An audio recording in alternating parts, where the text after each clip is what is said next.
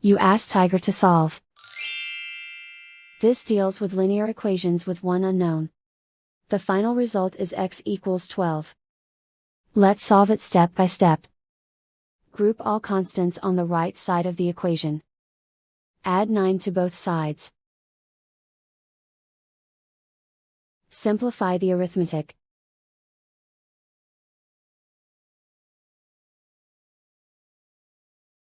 Isolate the x. Divide both sides by 3.